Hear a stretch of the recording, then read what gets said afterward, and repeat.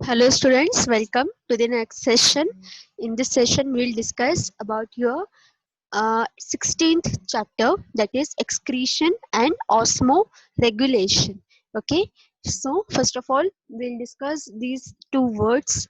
Okay, excretion, that means to spell out, shed off your waste products from your body. Okay, तो हमें हमेशा क्या लगता है कि एक्सक्रीशन का मीनिंग क्या होगा कि आपका आपकी यूरिन एंड आपका स्टूल जो कुछ होगा उसे सिर्फ एक्सक्रीट्स या एक्सक्रीटरी सब्सटेंसेस कहते हैं। तो ऐसा नहीं होता है, ठीक है।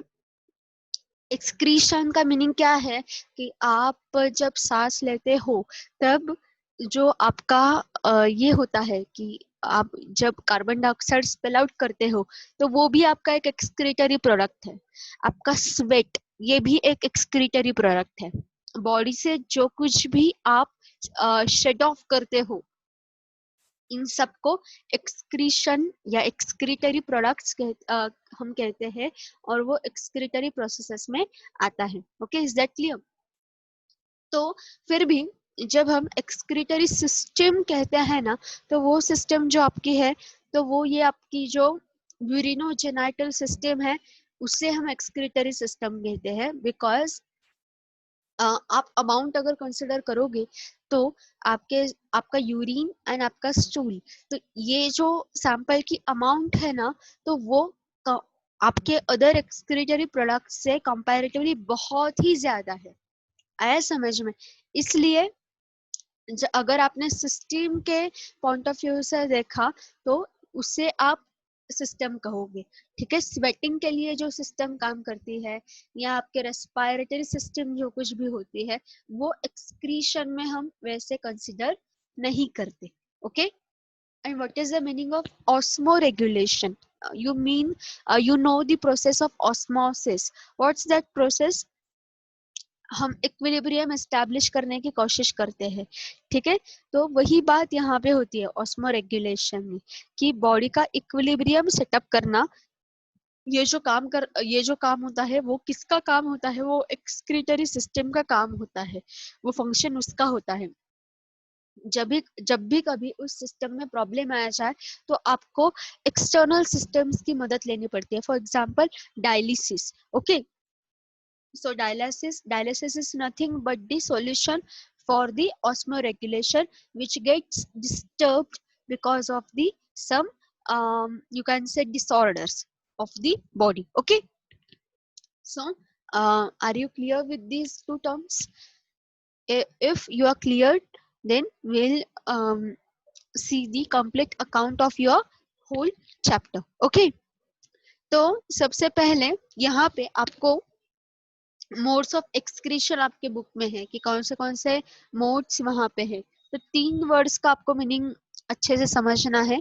वो है ammonotelism, then second is ureotelism and third is uricotelism. ठीक है, ये आपको अच्छे से समझना है।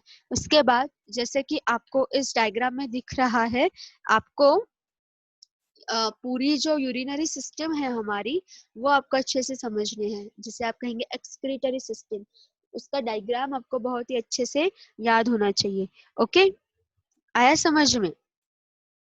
चलो, तो आपकी जो नेक्स्ट पार्ट आपका क्या है कि आपको किडनी का, ह्यूमन किडनी के बारे में आपको बहुत ही अच्छी तरह से पता होना चाहिए कि एग्जैक्टली ह्यूमन किडनी का स्ट्रक्चर कैसे होता है, उसमें कौन से पार्ट्स होते हैं और वो उनका एक्सक्रीटरी सिस्टम में रोल एंड फंक्शन क्या होता है।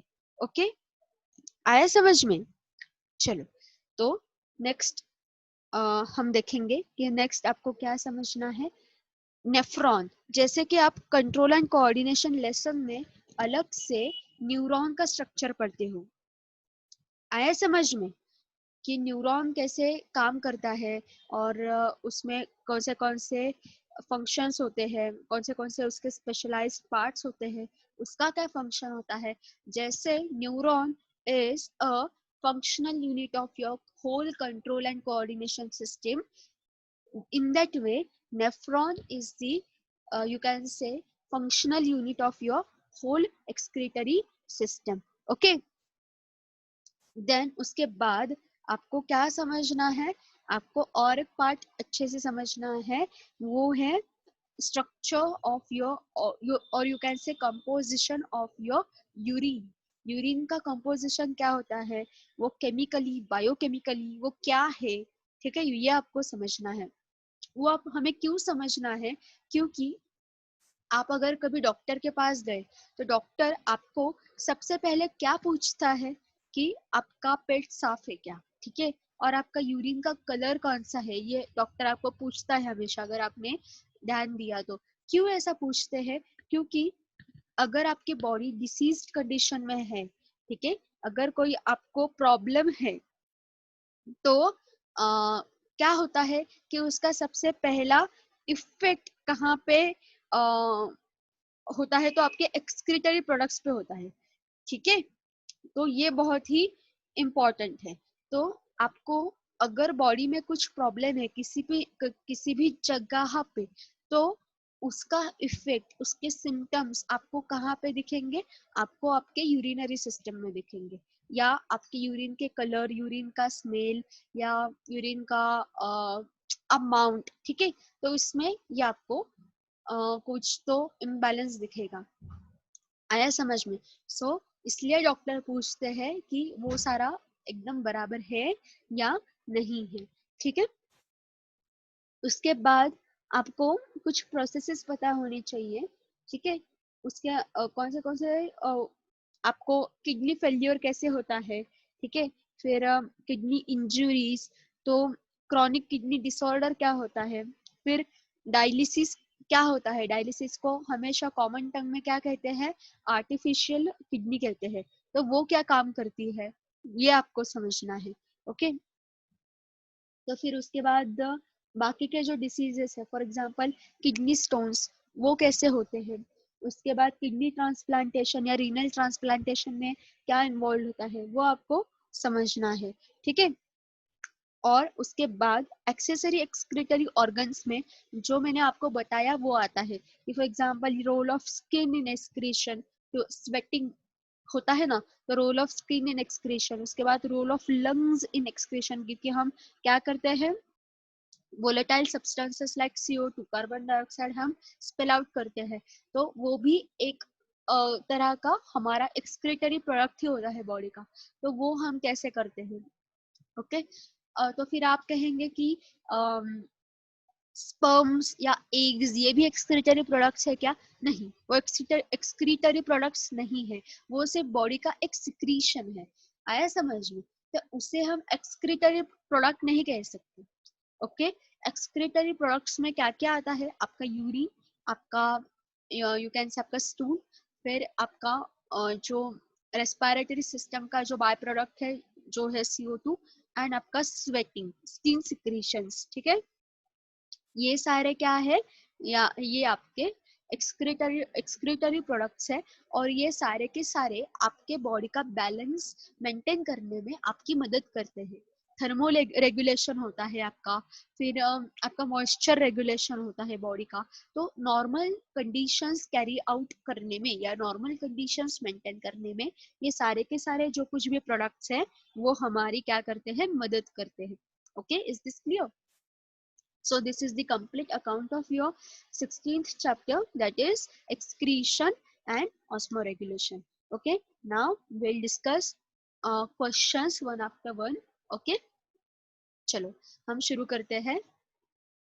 Okay, your first question is the number of uriniferous tubules in each kidney of man is.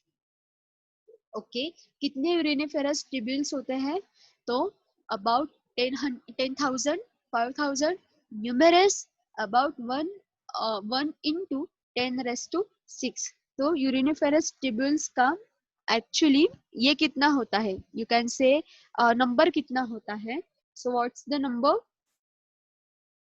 Number is about 1 into 10⁻⁶. Okay, अब इसके लिए यूरिनिफेरस ट्यूब्यूल्स और आपके किडनी का एग्जैक्टली करेक्शन क्या है, उसके लिए आपको किडनी का क्या समझना पड़ेगा, स्ट्रक्चर समझना पड़ेगा, ठीक है, कि एग्जैक्टली यूरिनिफेरस ट्यूब्यूल्स क्या होते हैं, कहाँ पे लोकेटेड होते हैं, okay. So uriniferous tubules are also known as kidney tubules. क्या कहा जाता है उनको? किडनी ट्यूब्यूल्स भी कहा जाता है. Okay, these are the small minute tubules present in the kidneys. Okay, it contains the proximal tube, the intermediate tube, and the distal tube. Okay, and in distal tube there are collecting ducts present in it. Okay, and what's the main function of them? Their main function is to filter the blood and separate the liquid part from the blood. It is the main function of these uriniferous tubules. Okay, अब देखिए कि distal part जो होता है ना, proximal and distal part, उसमें nephrons present होते हैं with the loop of Henle and collecting tubules. Okay, तो ये इसका कंप्लीट स्ट्रक्चर होता है. तो कितने यूरिनिफेरस ट्यूब्यूल्स इसमें प्रेजेंट होते हैं? तो 1 × 10⁶. What does that mean? 1 पे 6 zeros कितने होंगे आप कैलकुलेट कीजिए. तो उतने यूरिनिफेरस ट्यूब्यूल्स उसमें प्रेजेंट होते हैं. Okay, so this was your first question. Next question: the waste matters, that is urea, are transported by blood, lymph, RBC, none of the above. Very simple question.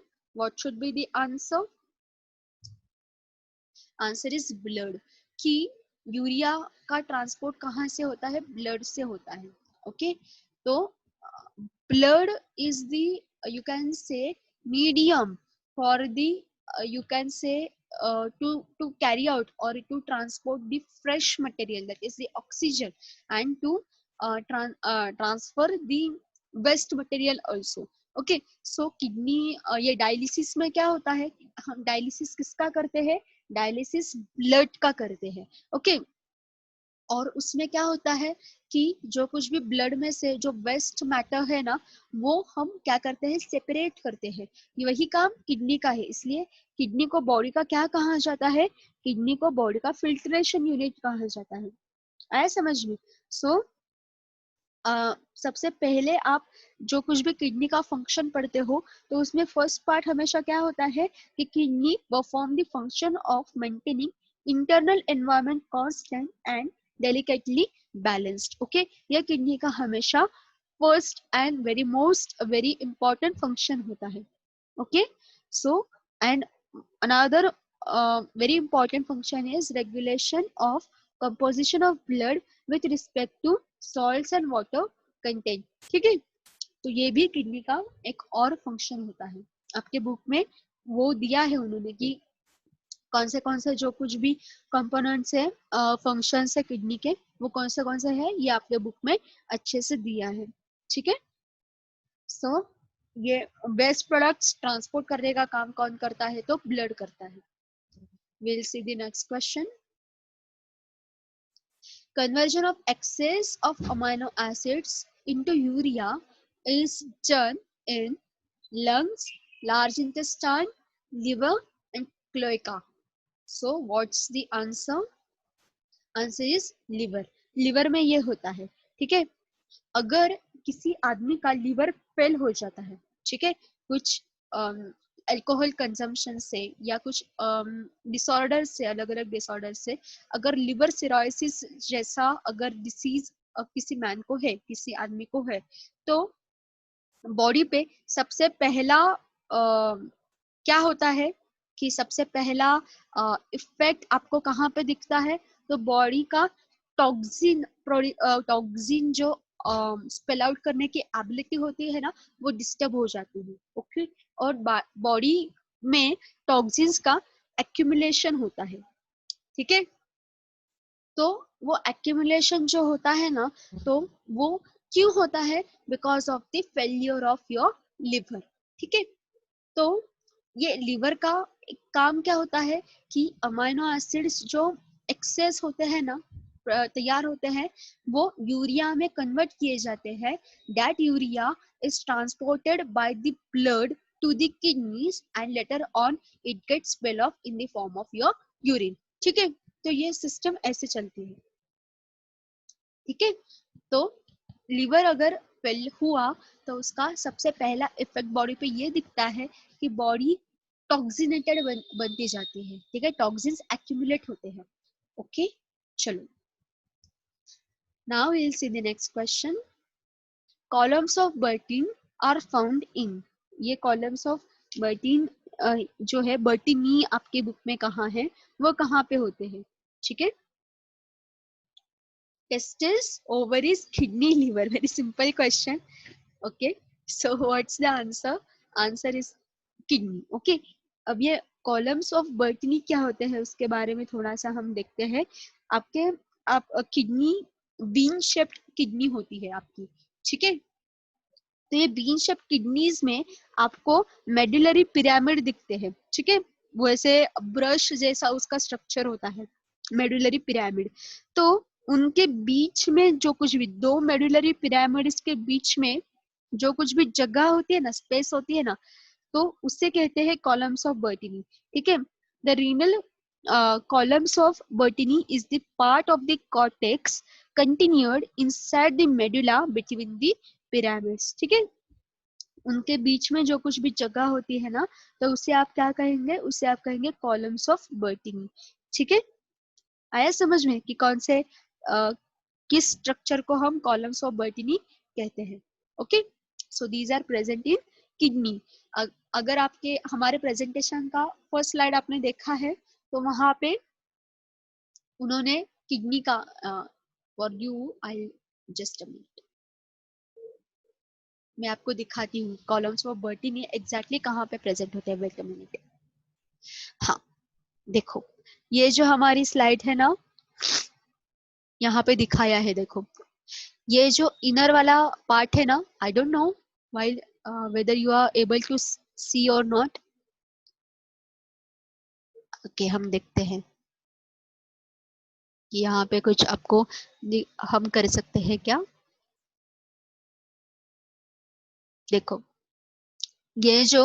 ये part जो है ना inner वाला, रुको मैं आपको थोड़ा सा कुछ करने की कोशिश करती हूँ ताकि ये आपको समझ में आ जाए। हाँ यस, देखो ये जो आपका ये आपके क्या है, क्या कहेंगे हम उसे, मेडुलरी पिरामिड्स। मेडुलरी पिरामिड्स आप कैसे किसे कहते हैं, ये जो ब्रश लाइक स्ट्रक्चर है ना, ठीक है, ये तो इसे हम कहेंगे मेडुलरी पिरामिड्स, ठीक है। और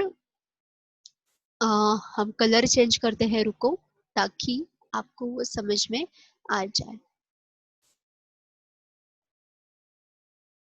जस्ट अ मिनट,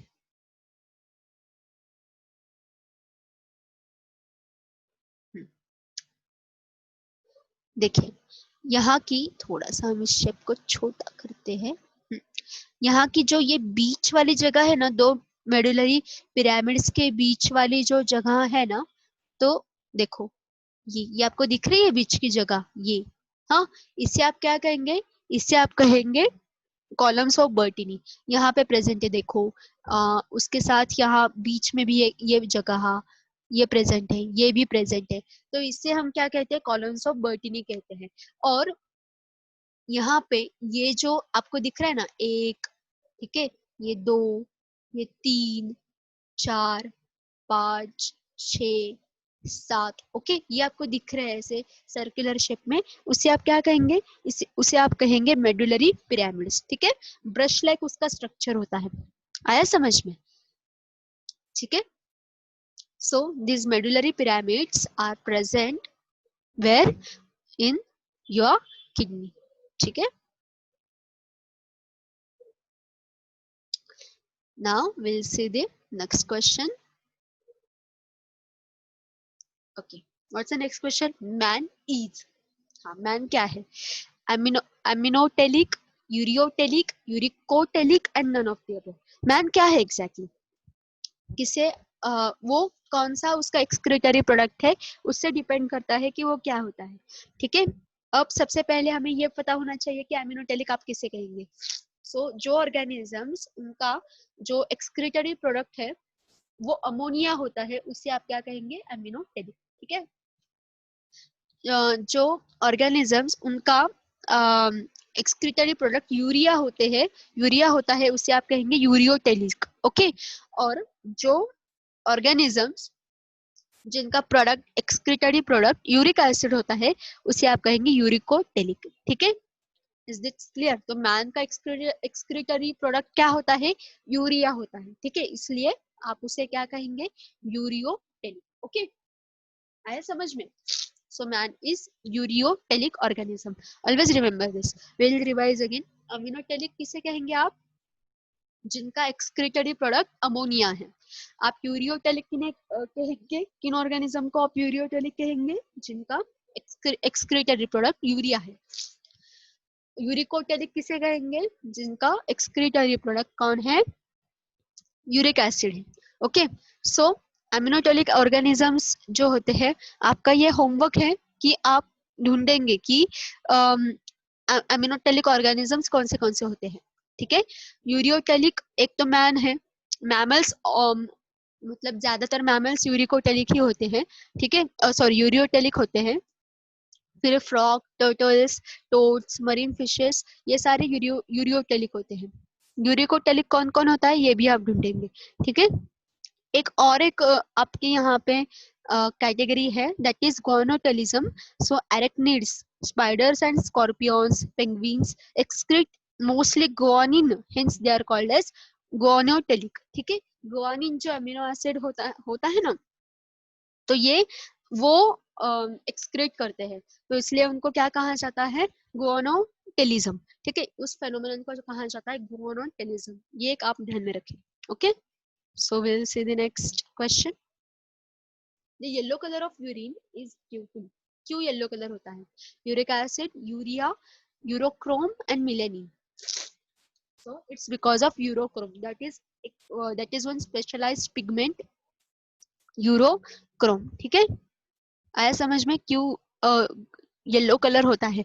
और this pigment is, you can से this is an indicator. Okay, अगर आपके बॉडी में टॉक्सिन्स एक्यूमुलेट हो रहे हैं, ओके, या कुछ तो प्रॉब्लम है बॉडी में, तो ये येलो जो कैरेक्टरिस्टिक येलो कलर होता है ना यूरिन का, वो चेंज हो जाता है। आया समझ में? तो ये पूरा, ये कुछ तो उसमें यू कैन से अल्टरेशन आता है। ओके, सो ये इंडिकेटर होता है कि आपका बॉडी सिस्टम अच्छे से काम कर रहा है या नहीं कर रहा है। ओके, चलो, now will C next question. Malpighian body is present in, ये मैल्फिजियन बॉडीज कहाँ पे प्रेजेंट होती है? स्किन, किडनी, टेस्टिस, ओवरी, कहाँ पे प्रेजेंट होती है ये मैल्फिजियन बॉडीज? ये किडनी में प्रेजेंट होती है मैल्फिजियन बॉडीज। ठीक है, कहाँ पे प्रेजेंट होती है? आपको अगर देखना है तो मैल्फिजियन बॉडीज का आप पूरा अकाउंट निकाल के वो पढ़ सकते हो कि मैल्फिजियन बॉडीज एग्जैक्टली कहाँ पे प्रेजेंट होती है, उसका फंक्शन क्या होता है और उसका सिग्निफिकेंस एग्जैक्टली क्या होता है। Okay, Malpighian bodies are also known as Malpighian tubules. Okay, or you can say these are Malpighian tubule system. Okay, these are the excretory and osmoregulatory system found in some insects, myriapods, arachnids, and tardigrades. Okay, so this system consists of branching tubules extending from the alimentary canal that absorbs solutes, water, and wastes from the surrounding hemolymph. ठीक है, hemolymph means nothing, your blood. ठीक है, आया समझ में कि exactly उसका structure क्या होता है? सो द मैल्फिजियन बॉडी जो होती है ना, वो एक कैप्सूल होती है that contain Bowman's capsule and a glomerule, it is glomerulus at the expanded end of a nephron. Okay, ये मैल्फिजियन बॉडी होती है। मैल्फिजियन कॉर्पस्कल भी होता है। ठीक है, उसे आप रीनल कॉर्पस्कल भी कह सकते हो। तो वो कहाँ पे होता है कि यूरिनिफेरस ट्यूब्यूल, नेफ्रॉन और कुछ भी स्मॉल ट्यूब्यूल, वो एक साथ करके आप क्या कह सकते हैं? वो मैल्फिजियन कॉर्पस्कल होता है। तो हमें मैल्फिजियन कॉर्पस्कल नहीं देखना है, हमें मैल्फिजियन बॉडी देखना है। It is a capsule that contains Bowman's capsule and a glomerulus bodies at the expanded end of a nephron. और उसका काम क्या है? एग्जैक्टली क्या काम करता है ये मेल्फिजियन बॉडी की? वो यू कैन से एब्सॉर्प्शन का काम करता है। ओके, आया समझ में? तो रीनल कॉर्पस्कल और मेल्फिजियन बॉडी और पिग्मेलियन कॉर्पस्कल ये उसके अदर नेम्स है। ठीक है, तो देखो glomerulus and Bowman's capsule together are referred as Malpighian body. Okay, next, certain carbonates and phosphates are removed by skin, liver, kidneys, none of the above. Very simple question, none of the above. Carbonates and phosphates जो होते हैं ना वो excretory system से नहीं remove किए जाते। आया समझ में? उनके रिमूवल के लिए ये एक्सक्रीटरी सिस्टम नहीं होती है। ठीक है, कैसे उसका काम होता है? तो फॉस्फेट्स और कार्बोनेट्स वो रिमूव नहीं करते, उसके लिए सेल्यूलर लेवल पे अलग एक यू कैन से एक्सक्रीशन का काम वहां पे चलता है, डिटॉक्सिफिकेशन का काम चलता है अलग लेवल पे। ये हमारे एक्सक्रीटरी सिस्टम के अंदर नहीं आता है। Okay, now will see the next question. The retroperitoneal kidney is, retroperitoneal kidney आप किसे कहेंगे? Kidney of fish, kidney covered by peritoneum on ventral side, kidney covered by peritoneum on dorsal side, kidney uncovered by peritoneum on either side. सबसे पहले ये एक हमेशा confusion रहता है कि डॉर्सल साइड कौन सी है और वेंट्रल साइड कौन सी है। ठीक है, हमेशा याद रखिए कि अगर आपका जो ऑर्गेनिज्म है, कोई भी ऑर्गेनिज्म है, वो अगर कॉर्डेट्स में आता है, कॉर्डेट्स में मतलब क्या, उसका नोटोकॉर्ड है। ठीक है, तो उसका नोटोकॉर्ड जिस साइड में है उसे आप डोर्सल साइड कहेंगे, और उसका डाइजेस्टिव सिस्टम एलिमेंट्री कैनाल जिस साइड पे है उसे आप वेंट्रल कहेंगे। आपका जो फ्रंट वाला पार्ट है ना वो आपका वेंट्रल साइड है, और आपकी पीठ जो है वो डोर्सल साइड है। ठीक है, ये इतना सिंपल है, ये आप ध्यान में रखिए। और ये वेंट्रल और डोर्सल ये जो टर्म्स है ना, ये किससे लगाए जाते हैं? ये हमेशा कॉर्डेट्स को ही लगाए जाते हैं। ठीक है, what does that mean? What do you mean by chordates? कि जो ऑर्गेनिजम्स उनकी नोटोकॉर्ड होती है उन्हें आप कहेंगे chordates. Okay, is that clear? So retroperitoneal kidney आप कैसे कहेंगे? आप when kidney is covered by peritoneum on ventral side उसे आप कहेंगे रेट्रो पेरिटोनियल। ओके, तो सबसे पहले ये किडनी का ये जो लेयर जो होता है ना पेरिटोनियम, उसके बारे में थोड़ा सा देखते हैं कि रेट्रो पेरिटोनियम मतलब एग्जैक्टली होता क्या है और वो किडनी को कैसे कवर करता है। ठीक है, एक ही मिनट। ये पेरिटोनियम लेयर एग्जैक्टली होता क्या है? देखो, हर एक आपका जो ऑर्गन है ना वो ज्यादा से ज्यादा एक लेयर से तो कवर्ड होता ही है। Why? Because of the protection purpose और for the maintenance of purpose. ठीक है, so these are covered by peritoneum, and these peritoneum are connected to the body wall by the mesentery। ठीक है, तो क्या होता है कि आपके विसरल मास में ये सारे ऑर्गन्स आते हैं। ओके, तो क्या होता है कि जब ये विसरल मास होता है ना, तो आपने कभी ये सोचा है क्या कि आपके ये सारे मतलब आपका लंग, आपका हार्ट, आपकी ये किडनी, स्टमक, अदर ऑर्गन मतलब ये आपका लिवर, हाँ, ये कैसे बॉडी में ऐसे एक जगह पे प्रेजेंट है? वो कैसे ऐसे नीचे नहीं आते या ऊपर नहीं चले जाते? ये आपने कभी सोचा है?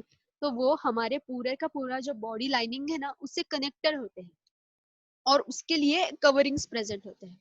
आया समझ में? तो वो कवरिंग जो होता है ना वो ज्यादातर पेरिटोनियम कहा जाता है, और वो पेरिटोनियम किस साइड पे प्रेजेंट है? तो उससे आप कहेंगे डोर्सल है या वेंट्रल है या आइदर साइड है या अपर साइड है। तो according to that you will call that kidney retroperitoneal kidney और अदर टाइप ऑफ किडनी। तो जिन ऑर्गेनिजम्स में वेंट्रल साइड पे पेरिटोनियम प्रेजेंट है और वेंट्रल साइड पे किडनी पेरिटोनियम से कवर्ड है, उस किडनी को आप कहेंगे रेट्रोपेरिटोनियल किडनी। ओके, चलो next. In man kidney is, man में किडनी कैसी है? Pronephros, mesonephros, metanephros and none of the above. Man में किडनी आप क्या, किडनी कैसी है, कैसे आप रेफर करेंगे? Okay, so in man kidney is called as metanephros. ठीक है, क्या कहेंगे आप? मेटानेफ्रॉस, और you can say metanephric kidney. ठीक है, सो ये किडनी की you can say these are the evolution stages. ठीक है, तो कैसे किडनीज है, कैसा उसका मतलब इवोल्यूशनरी फेज है, उसमें ये डिपेंड करता है। तो मैमल्स, बर्ड्स, रेप्टाइल्स, इनमें किडनी कैसी होती है? मेटानेफ्रिक होती है। आया समझ में? चलो, वेब्ड किडनी होती है, यू कैन से। Next question, micturition is removal of urea from blood, removal of uric acid, passing out urine, removal of feces. So passing out urine is called as micturition. This process is known as micturition. Okay, so next question, the excretory organ of Palaemon are malphizian tubules, nephridia, green glands and kidneys. So excretory organ क्या होता है किनका? Palaemons का. So we'll see the answer. तो सबसे पहले पैलियोमोन क्या होते हैं वो आपको पता होना चाहिए। तो वो इंसेक्ट होता है, ठीक है, इंसेक्ट का, और यू कैन से श्रिम्प फैमिली में वो आते हैं। श्रिम्प्स होते हैं ना, ये सी पे हमें दिखाई देते हैं, तो उनको पैलियोमोन्स कहते हैं।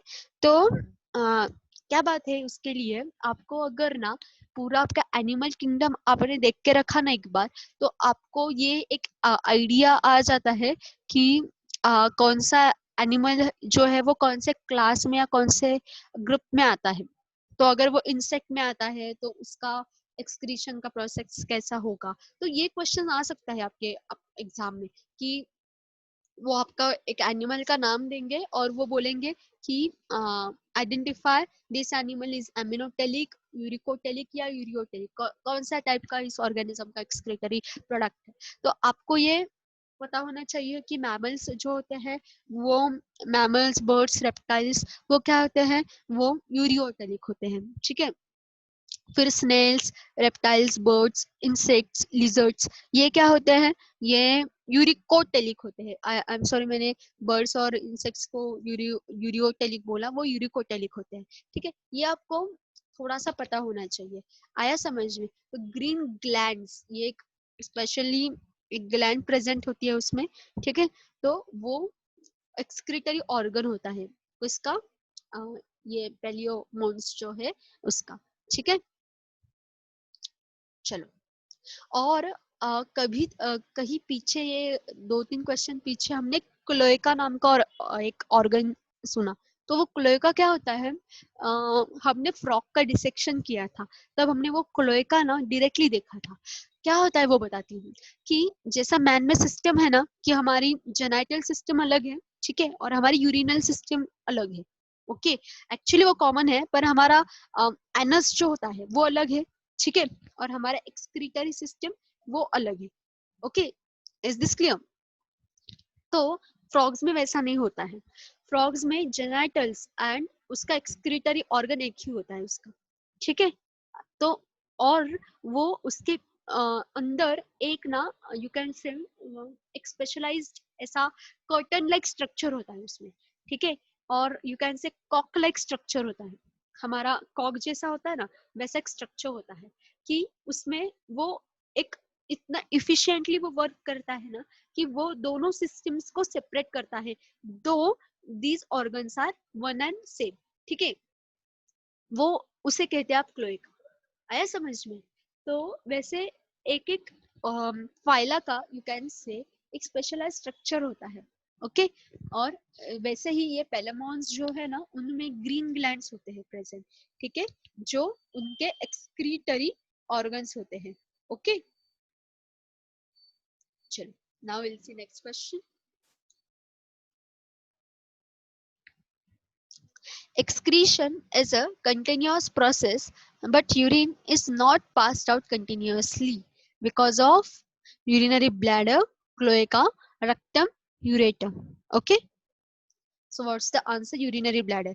Excretion हमेशा होता है, ऐसा नहीं है कि एक्सक्रीशन हमेशा नहीं होता है, ठीक है, वो बॉडी में हमेशा चलता है बिकॉज ब्लड का फिल्ट्रेशन वगैरह ये चलता रहता है, वो स्टॉप नहीं होता है। और हम यूरिन पास आउट नहीं करते हमेशा, क्यों? क्योंकि एक्सक्रीटरी प्रोडक्ट क्या होते हैं, वो सबसे पहले हमारा ये जो स्पेशलाइज्ड ऑर्गन है यूरिनरी ब्लैडर, वहां पे वो स्टोर होते जाते हैं, ठीक है, स्टोरेज होता है, और उसका एक अमाउंट भर गया कंप्लीटली, ठीक है, तो उसके बाद हमें सिग्नल मिलता है और फिर हम यूरिन पास आउट कास्ट करते हैं, ठीक है। ऐसा क्यों होता है? आपने सोचा है क्या कि ऐसा क्यों होता है हमेशा? हाँ, उसके पीछे एक सबसे बड़ा रीजन क्या है कि आपको एनर्जी लगती है उसके लिए, ठीक है, एनर्जी का आपको एक comparatively some amount of energy you spare for this process.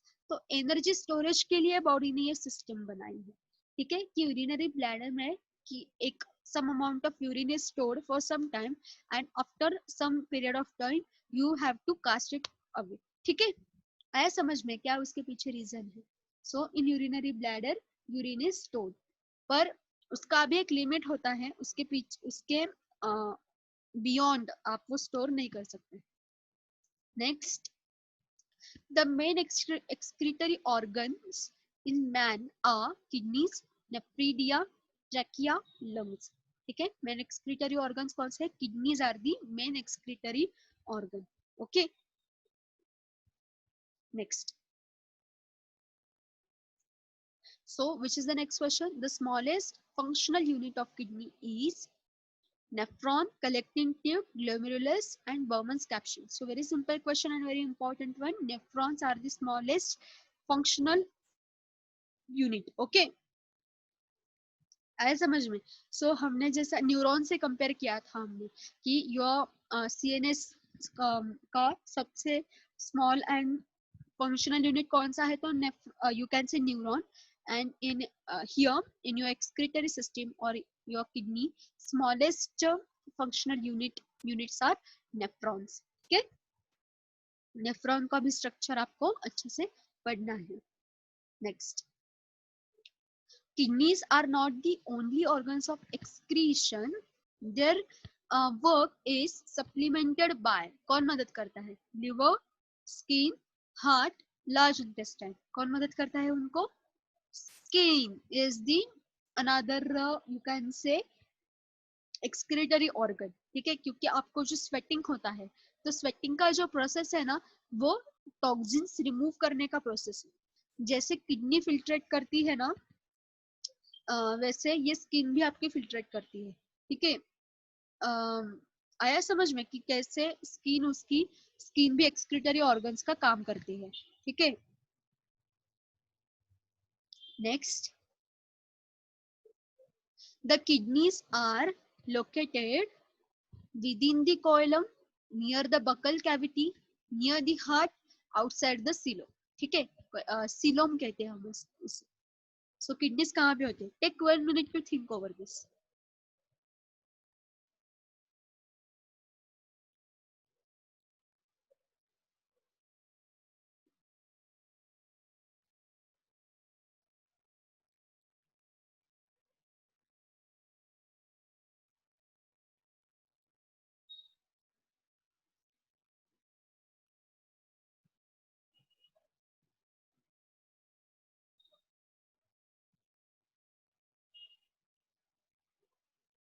So what could be the answer? कहाँ पे होती है kidney? So kidney is located outside the coelom. What is this coelom? Coelom is your body cavity, ठीक है। Body cavity is also known as coelom. और आपने अगर phylum पढ़े हैं अच्छे से, 10 फाइला होते हैं एनिमलिया में, तो उनमें दो हम एक दो ग्रुप्स करते हैं। क्या करते हैं हम उसमें? उसमें सिलेंट्रेट एंड असिलेंट्रेट, ओके, ऐसे हम ग्रुप्स करते हैं। तो सिलेंट्रेट मीन्स क्या, जो ऑर्गेनिजम्स उनमें बॉडी कैविटी प्रेजेंट होती है उनके हम सिलेंट्रेट कहते हैं। ओके, और सिलेंट्रेट कैसे कहते हैं कि जिनमें बॉडी कैविटी प्रेजेंट नहीं होती है। तो मैन किस में आता है, सिलेंट्रेट में आता है, बिकॉज आपको पता है कि आपकी बॉडी में कैविटी कैविटी प्रेजेंट है। ठीक है, तो वो भी एक इवोल्यूशनरी लेवल पे डिफरेंस है उसमें। ठीक है, चलो next. The position of kidneys is, position क्या है किडनीज की, interperitoneal, retroperitoneal, intraperitoneal, none of this. ठीक है, क्या पोजिशन है किडनीज की, पेरिटोनियल कैविटी क्या होती है ये मैंने बता दिया। तो retroperitoneal is the position of kidney, means peritoneum is connected to the body wall on the ventral side। ठीक है, चलो next.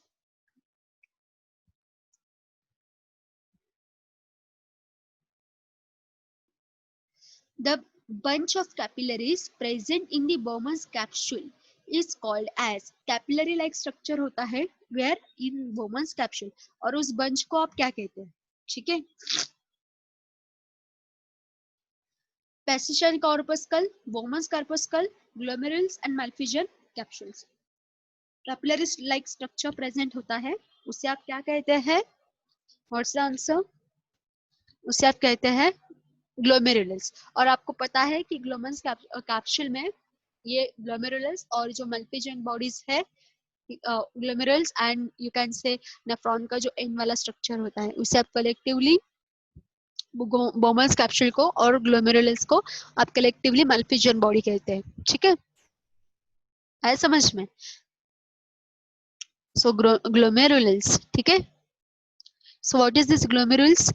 Within the cup-shaped space formed by the visceral layer of the Bowman's capsule lies a glomerular network of you can say capillaries called as glomerulus। ठीक है, glomerulus। Okay, next question.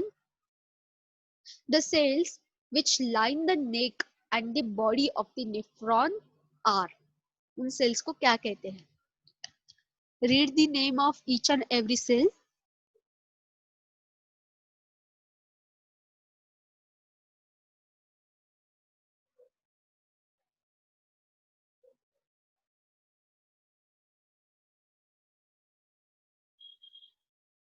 Okay, smooth squamous epithelial, tessellated epithelial, stratified epithelial, cuboidal and ciliated epithelial। So आपने I think 11th में sales का structure वगैरह पढ़ा है कि कैसे अलग अलग टाइप्स के सेल्स होते हैं। So which type of cells are present, so cuboidal and ciliated epithelial cells are present। okay, okay, next। yes, diameter of the renal afferent vessel is, see the depth of the question again, कितने deep question आते हैं आपको। Same as that of the efferent, smaller than that of efferent, larger than that of efferent, and there is no efferent vessel। So answer is larger than of efferent। आपको efferent और efferent का meaning पता है, जहां पे देना और लेना यह प्रोसेस होती है ना, उसे आप क्या कहते हैं, efferent या efferent। ओके, तो सिग्नल जहाँ पे देना होता है या रिसीव करना होता है, तो ये जो प्रोसेसेस होती है ना, उसमें afferent and efferent organs present होते हैं। Okay,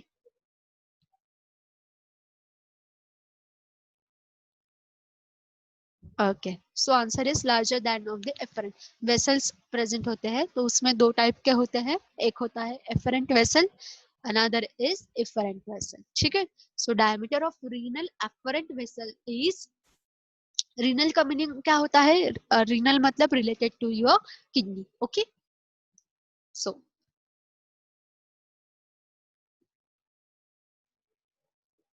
in annelids, excretory organs are nephridia, Malpighian tubules, green glands and kidneys। So annelids में क्या होते हैं, excretory organs, nephridia are the excretory organs in annelids। ठीक है,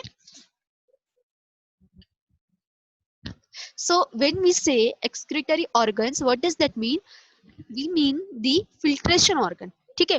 एक्सक्रीटरी सिस्टम तो पूरी होती ही अलग, पर main excretory organ. So if I say, if I rearrange the question, in man excretory organs are, okay, so आप क्या कहेंगे उस केस में?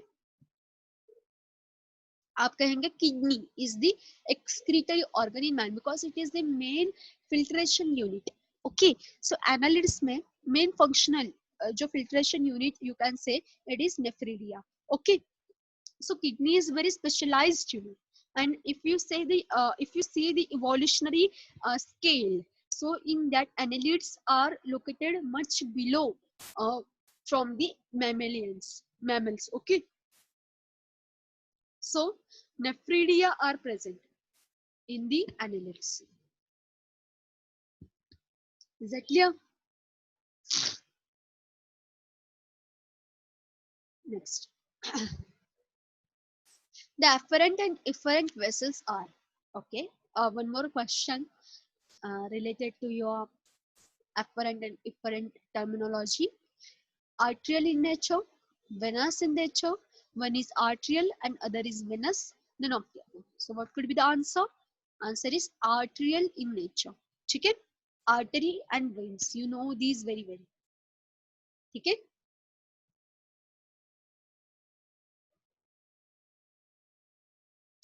So लेना और देना. Actually, according to me, answer should be 3. Okay, because 2 terminologies are involved there. So answer should be 3. ठीक है? 3 आंसर यहाँ पे होना चाहिए उसका. है समझ में?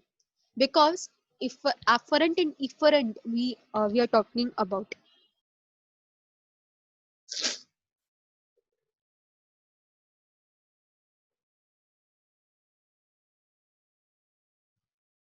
Okay.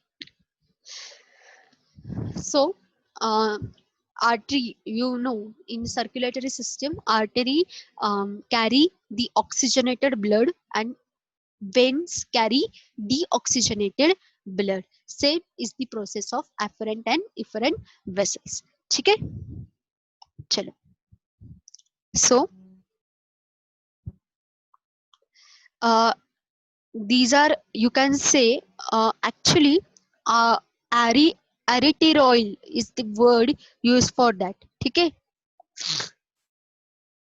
So Malpighian bodies, next question.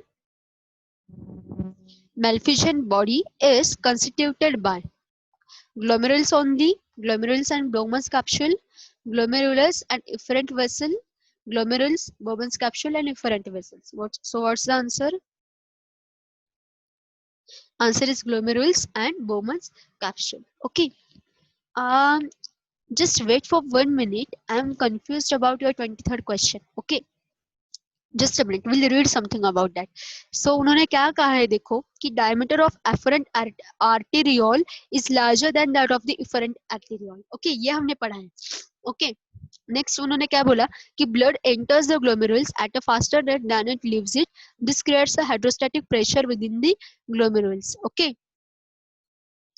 सो वहां पे उन्होंने दोनों के लिए क्या वर्ड यूज किया है? Arteriole is the word used for the both vessels. So artery यही इसका नेचर होना चाहिए. ठीक है, मतलब इसका आंसर जो उन्होंने पहले दिया था that was correct one. Okay, उन्होंने वेन से रिलेटेड कोई वर्ड यूज नहीं किया है. सो उसका आंसर कंप्लीटली वही होना चाहिए. आया समझ में क्या गड़बड़ी हुई है?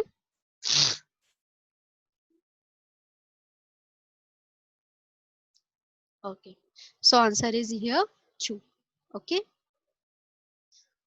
now we'll see the next question, and this will be our last question for this session. Okay, deamination is the first step in urea formation.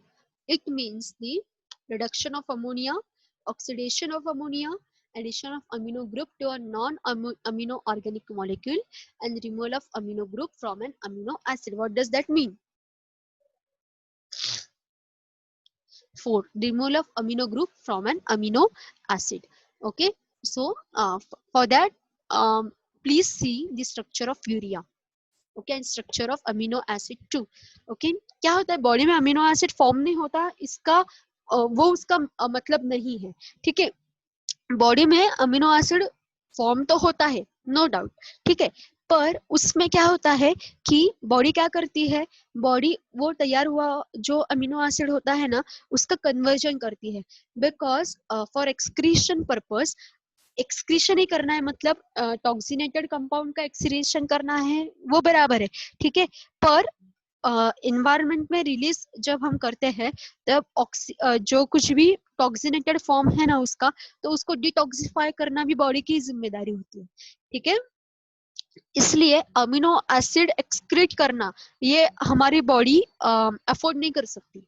ठीक है, because of that purpose. So if we have to excrete some excretory product, so we have to what body can do, body will convert the most toxinated form into less toxinated form. ठीक है, so it is conversion of amino acid into urea. This is the first step. And what does that mean? Removal of amino group from an amino acid. ठीक है, आया समझ में? What is the complete account of your this chapter? हमने इस session में 25 question solve किए हैं। ठीक है, in next session will solve another 25 questions and will complete this lesson. ठीक है, तो जैसे कि हम हमेशा बोलते हैं कि मेक नोट्स। ठीक है, make a list of important topics from this chapter.